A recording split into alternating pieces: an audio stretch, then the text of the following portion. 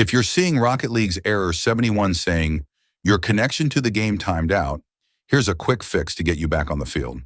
First, restart your router and your device to refresh your internet connection. Make sure your internet is stable and fast enough.